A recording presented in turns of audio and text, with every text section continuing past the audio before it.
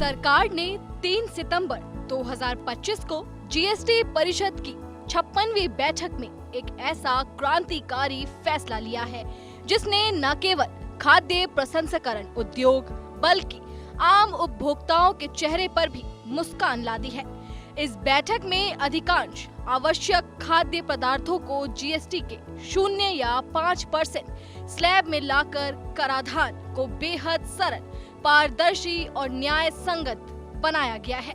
अब वही उत्पाद जो पहले कर के जाल में उलझे रहते थे, जैसे यूएसटी दूध, लेबल वाले पनीर, पिज्जा ब्रेड, खाखरा, चपाती, पराठा, परोटा आदि अब जीएसटी से मुक्त हो गए हैं। इसके साथ ही नमकीन, इंस्टेंट नूडल्स, पास्ता, मसाले और मेवे जैसे कई लोकप्रिय पैक्ड खाद्य पदार्थों पर कर दरों में जबरदस्त कटौती की गई है, जिससे उनकी कीमतों में असली राहत आएगी।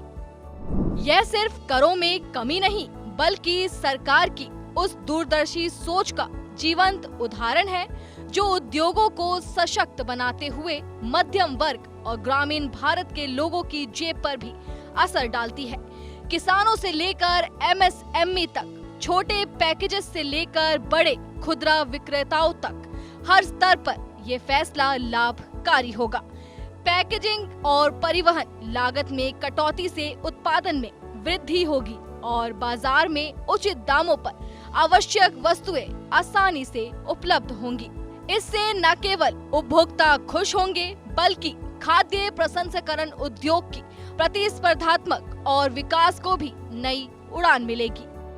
सरकार ने केवल यहाँ तक सीमित नहीं रखा, बल्कि ट्रांसपोर्ट और रसद क्षेत्र में भी बड़ा सुधार किया है।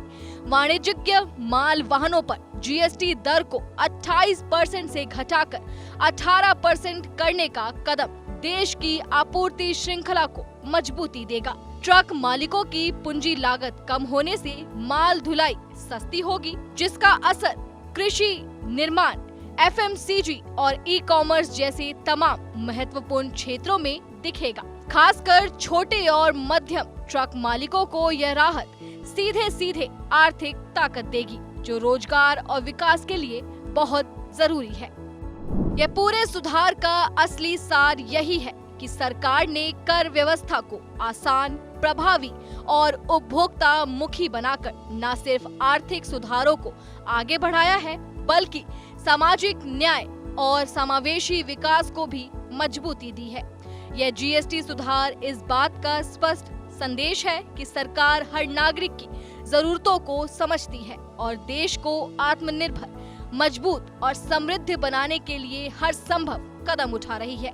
यही वजह है कि यह नीति केवल एक कर सुधार नहीं, बल्कि नए भारत की सोच और विकास का प्रतीक बनकर उभरी है।